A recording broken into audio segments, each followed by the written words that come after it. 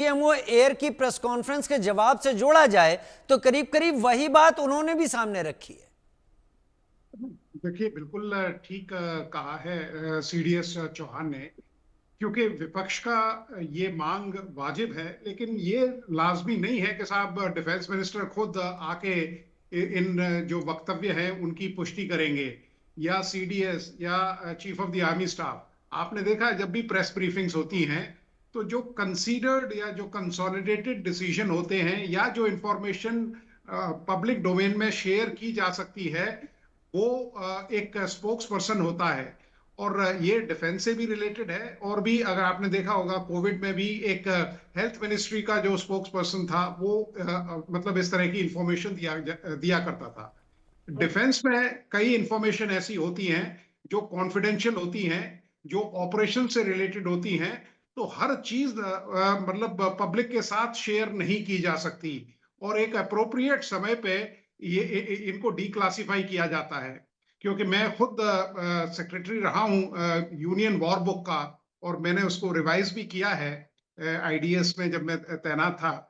तो उस समय कई चीजें जब गवर्नमेंट डिसीजन ले लेती है तो उनको मतलब जो डॉक्यूमेंट्स है उनमें दर्ज किया जाता है, वॉर डायरीज होती हैं, यूनियन वॉर बुक होती है।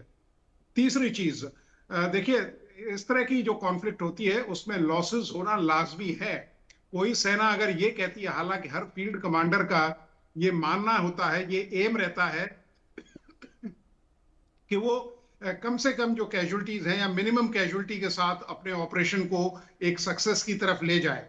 लेकिन ये एक मैंडेटेड एम होता है, लेकिन कैजुअलिटीज होना is part of war, it is part of operations. तो मतलब ये नहीं कि साहब आपने एक गोली चलाई और पब्लिक को उसके बारे में बताया जाए, क्योंकि कई बार इस तरह से जो ऑपरेशंस है उनमें दखलंदाजी होती है, सिक्योरिटी कंप्रोमाइज होती है, और हमारे जो ऑपरेशंस है उनके ऊपर भी सवालिया निशान लग जाता है। तो मतलब इसमें कोई मतलब देश में कोई गलती नहीं हुई है कि साहब minute to minute information operations की दी जाए।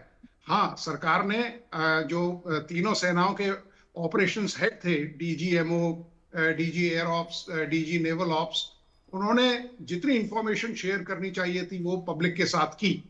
और क्योंकि जो सिट्रेप्स आती हैं या जो जिस तरह की रिपोर्ट आती हैं उनको कंपाइल करके अगली जो रणनीति है वो जो फील्ड कमांडर्स हैं वो उसको डिसाइड करते हैं।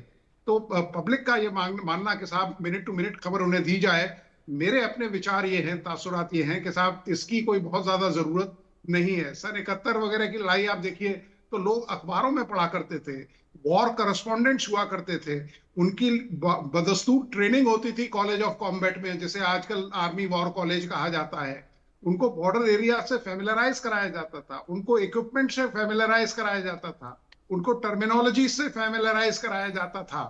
तो इन सब चीजों को ध्यान में रखते हुए क्योंकि आपने देखा कि उस दिन भी कई किस्म की इंफॉर्मेशन शेयर की गई कई चैनल्स पे, किसी ने कोई इंफॉर्मेशन दी, और उनमें से कई इंफॉर्मेशन उस डिग्री तक सही नहीं थी जितना कई चैनलों ने उसको दिखाया। तो इन सब चीजों को मद्देनजर रखते हुए एक कंसोलिडेटेड जो इंफॉर्मेशन है वो दी जाती है, और वो दी भी गई। कंसोलिडेटेड इंफॉर्मेशन जो दी जाती थी वो दी भी गई। बहुत शुक्रिया आप दोनों मेरे साथ जुड़े सर, और आप दोनों ने